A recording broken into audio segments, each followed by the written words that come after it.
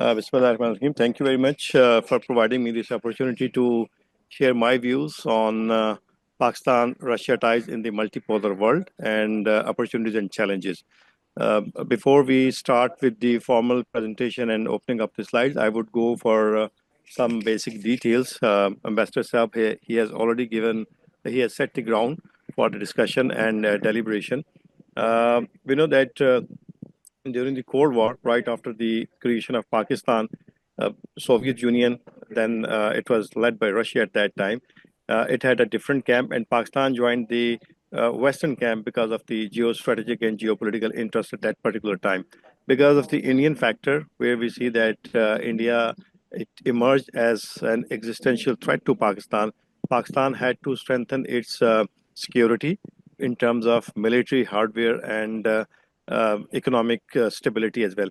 So we know that before the creation of Pakistan, the Indian National Congress it had close relations with the Communist Party of Soviet Union, and there were certain statements by the leadership of the Communist Party of Soviet Union regarding the All India Muslim League, where they declared All India Muslim League as a British tool, where British Raj at that time was using as a tool of divide and rule in the Indian subcontinent.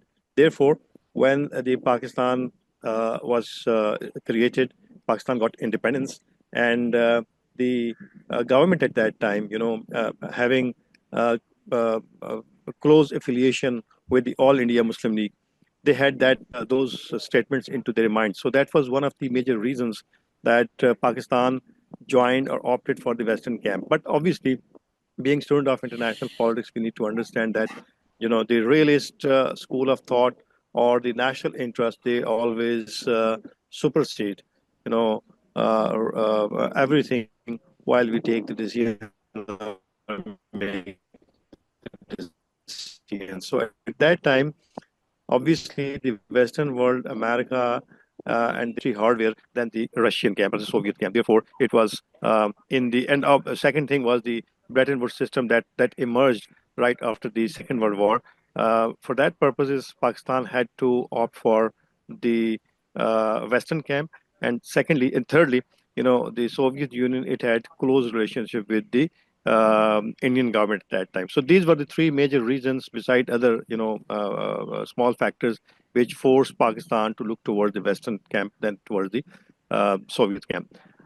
Now we see that primarily the Cold War era, it was marked with the divergence of interest or the cold relationship between Moscow and Islamabad. But once the Soviet Union disintegrated and the international political structure, it changed from bipolarity towards a transition towards a multipolarity. Then we see that both the countries, Russia and Pakistan, they got opportunities to interact with each other. And we see that high level of delegations they started to visit each other countries, and both sides they showed interest and warmth of having multilateral relationship with each other. But obviously, keeping in view the geopolitical environment of the region and some domestic and regional constraints on both the states, Russia and Pakistan, both the states they could not go to the direction where they wanted to. Nevertheless, some geopolitical changes at global level and regional level again forced both the countries to look towards each other, particularly 9/11, and then a transition or a shift at the global level where we see that America is aligning itself with India, particularly in order to contain China in not only at the regional level but at the international or global level as well. So we see that the Chinese rise as a transitional power, its interests have aligned with the resurgence of Russia as a great power. So we see that in this situation where Pakistan and China they are closer to each other, their strategic partner as well. Here, Russia and Pakistan, they got closer to each other as well. So we see that there are multiple factors at the global level, at the regional level, and the local level, domestic level, which are forcing both the states to come closer and um, to enhance the bilateral relation to the next level, I would say. And I endorse and I support the argument that has been given by the ambassador that if you look at the trajectory of the relation since 2013-14, we see that we are onto the right path of um, uh, development and relation. So we know that these relations, as I have discussed a bit, they are evolving in the context of a multipolar world where both the countries, they are getting certain opportunities but are facing challenges as well. Since we know that the world is in transition, the world politics is in transition, and we still have to look at where this transition is leading towards, whether to bipolarity or to multipolarity. But obviously, the indicators are um, telling us that, or we can assume through the indicators that the world is heading towards a multipolarity where the center of power, it would not be confined to only one or the two powers, but different powers. This manifestation has been um, seen through the BRICS, particularly the Shanghai Cooperation Organization and other multilateral organizations which have emerged over the period of time. And we know that this transition is led by China, and Russia and other powers, they are supporting this transition. And there are multiple voices at the global level where the multipolarity is being demanded. And like I've already said that, different events across the world, particularly the recent events in the Middle East and even the Ukraine war, they have sent messages that there's no more unipolarity in the world, and America has lost, at least practically, it has lost, not theoretically but practically, it has lost the status of the superpower, the sole superpower, I would say. So we see that under such circumstances, there's an alignment and realignment of partners at both regional and global level, where we see that the old friends, they are joining the opponent camps, and the old enemies, or where there had been divergence of interest, now those states, they're getting closer to each other. So we see that this cooperation, um, uh, that is at regional or global level, it's at the multiple levels, like it's in the areas of diplomacy, economy, military, trade, and so on.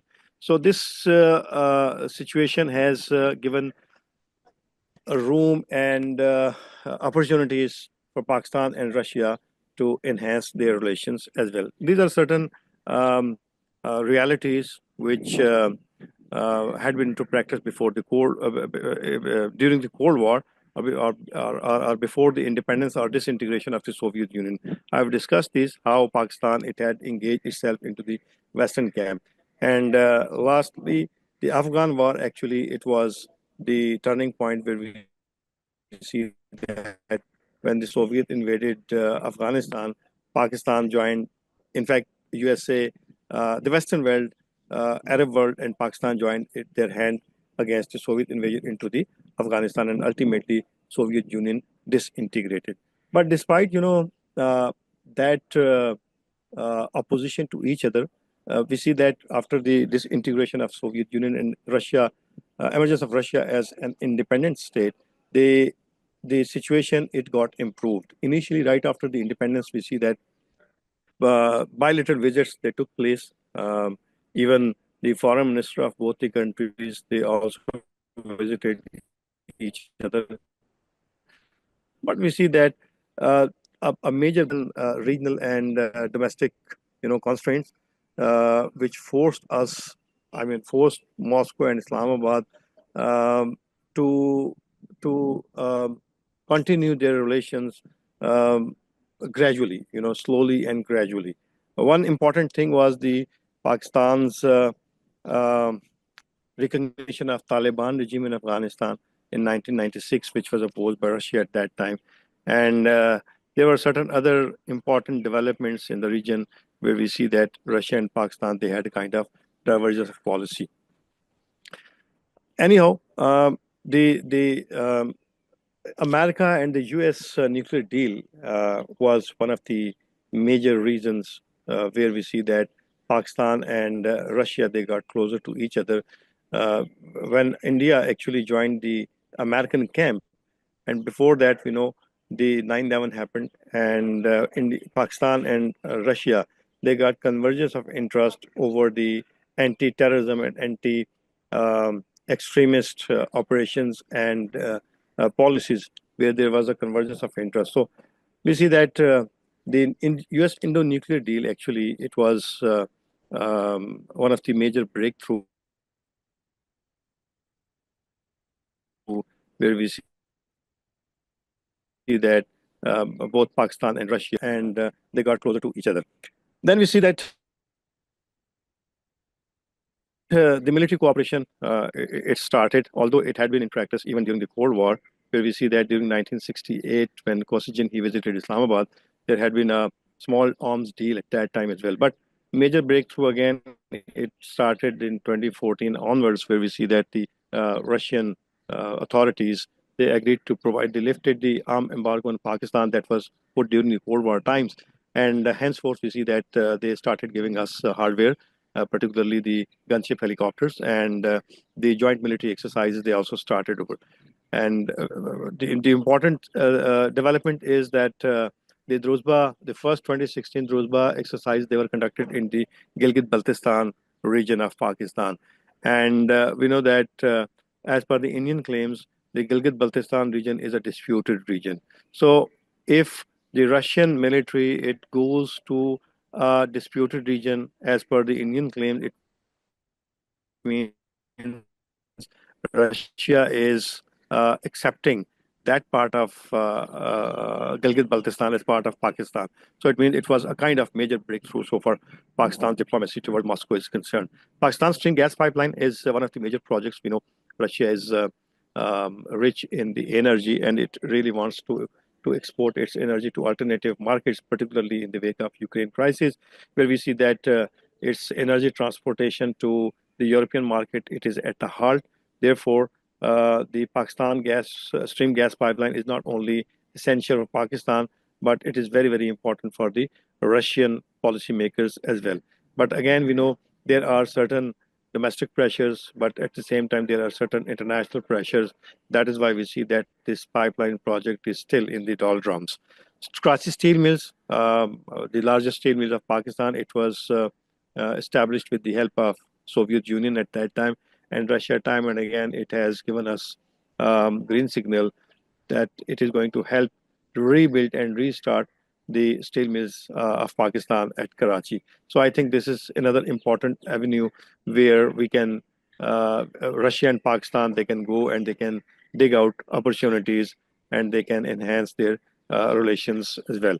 Uh, Another important area, obviously, which I've already explained, anti-terrorism. This is one of the areas which actually brought Pakistan and Russia closer to each other. So, as we know that Pakistan and Russia both are the members of Shanghai Cooperation Organization, that is a multilateral organization.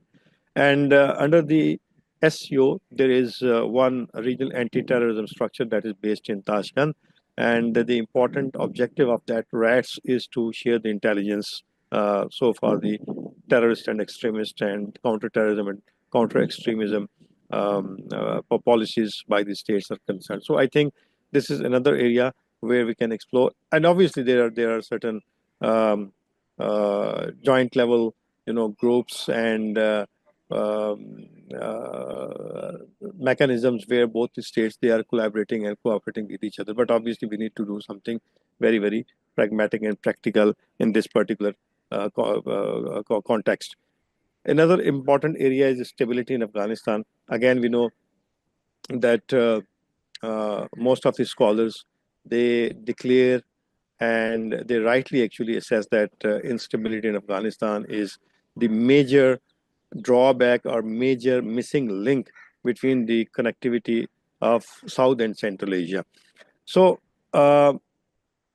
Russia also wants alternative routes to access the international markets, particularly through the Arabian Sea, the Indian Ocean region, where we know that the Black Sea is a turbulent region, and the conflict with Ukraine is over there, and this conflict may lead, and obviously Dr. Touraj Yamin is going to explain in details what would be the future of this conflict. But obviously, what I understand is it would have long-term impacts on the whole region, particularly on Russian Federation. So the second best option for Russia in this regard is access to the Indian Ocean region.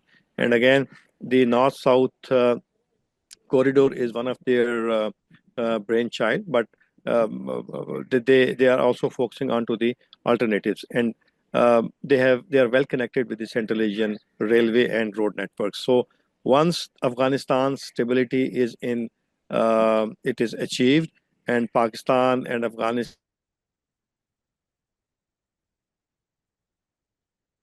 position to construct the proposed Trans-Afghan Railway project. Obviously, that is going to open up different avenues and more options for both Pakistan and Russia to collaborate, not only in economic, but people to people and social context as well. So we see that one thing, that is connectivity. Second is the extremist and terrorist elements which are hiding in Afghanistan. Obviously, Pakistan is facing severe kind of terrorist activities in the shape of TTP, and Pakistan would definitely like to have permanent stability in Afghanistan.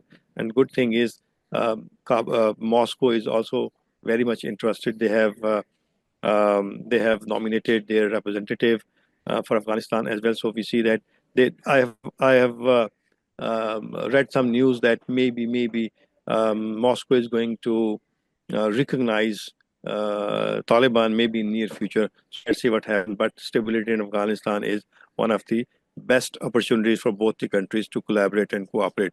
The Russian government, it has also offered its technical assistance in the Gudu and Muzaffargarh power plants. Obviously, this is one of the areas, civil nuclear support, or area where we can have collaboration on a larger level.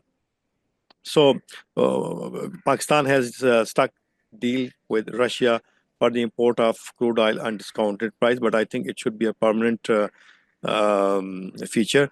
But again, we know that the American and the Western pressure is there in Pakistan, and Pakistan has to seek assistance from IMF and other international financial institutions. Therefore, it's not an easy task for Pakistan. But I think Pakistan should do something.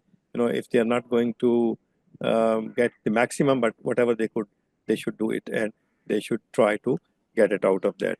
I have already explained about the Shanghai Cooperation Organization. So far, Eurasian Economic Union is concerned, that is one of the organization that is established, that was established on the pattern of European Union. Although it is not a successful model like the European Union, but even then we see that at least they have established a free market within the member states. So if Pakistan can access to any of the Eurasian Union countries, it can access to the other countries. So Moscow or Russia, being the most dominant member of the Eurasian Economic Union, can be detrimental in this aspect as well. Then we know that since we don't have a lot of things on the bilateral level to achieve, obviously there are pressures, national, regional, and global. So we can involve China, or we can involve any other country which is ready to join Pakistan and Russia in the multilateral agreement, whether it's for the economic purposes, trade purposes, investment, you know, energy, or social sector as well, whatever. So I think China can be one of the good options, because China has very good relations with both Pakistan and Russia, so it can get both the countries further closer to each other.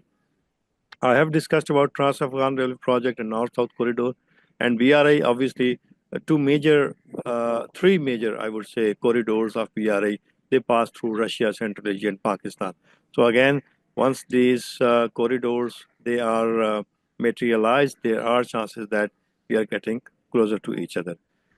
Now, this cooperation should be expanded to other fields like agriculture. We know Pakistan's economy is primarily based on agriculture, and Russia has vast experience in agriculture and agrotechnology as well. Besides agriculture, technology and infrastructure are other areas where both the countries they can cooperate with each other.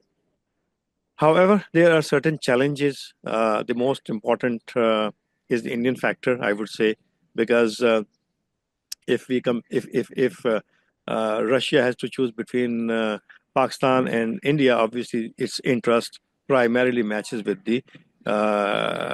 India than Pakistan, and I think it won't um, you know make relations with Pakistan at the expense of its relations with India.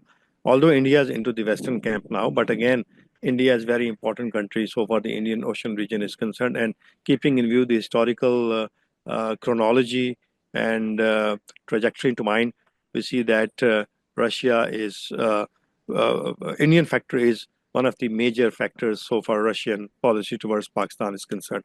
And we know that Russia has supported the India's national nuclear supply group membership as well. So this depicts that despite Pakistan's objections and Pakistan's protest, Russia is into the favor of India. Then Pakistan Stream Gas Pipeline Project, we know that the company that was Arctic Global, which was nominated by the Russian side, it was banned by the US back in 2016. However, we see that the project it has been given to the other companies now, but still, you know, we have to face the American pressure, the Western pressure in this context as well. Now, considering the current state of the US-Russia relations, we know that Washington will not let any country get closer to Russia. And particularly if we talk in terms of Pakistan, obviously, it is not in any favor that Pakistan join the anti-American camp. Therefore, under the current geopolitical situation and considering the US historical rivalry with Russia, Pakistan will be under a lot of pressure from the West. Now, there are a few other challenges like lack of trust at both the sides. Again, it's rooted into the historical relationship, where we see that both the states they had been against each other. Therefore, it would take some time to build the trust back. Next is the Russia-Ukraine conflict. Dr. Tugral is going to explain in detail. People-to-people connectivity is almost nil, and the bilateral trade volume, although it is around $1 billion, but still it is very, very low. And unless it is not increased, you know, our relation with Russia or Russia relation with Pakistan, they would be fragile. So let me conclude. The global transition of power is a complex phenomena. Although the world is heading towards multipolarity, the pace is very slow. US still enjoys the undisputed superpower status, at least theoretically. US still towards India to keep China and the Indian Ocean region under its control has also paved the way for improved Pakistan and Russia relations. Pakistan has good relations with China, and its relations are improving with Russia. However, it cannot overlook its relations with the US and the West, with which it has largest trade relations. Pakistan often seeks economic assistance from the IMF as well. Therefore, Pakistan has to have good relations with the West and the US. Therefore, it is the need of the time that Pakistan should keep its options open and pursue a multi-vector foreign policy which help it achieve a balanced relationship with regional as well as the great powers. And Pakistan should focus on stabilizing its economic and political conditions. Russia is one of the options in that context. Thank you very much. Thank you for your patience.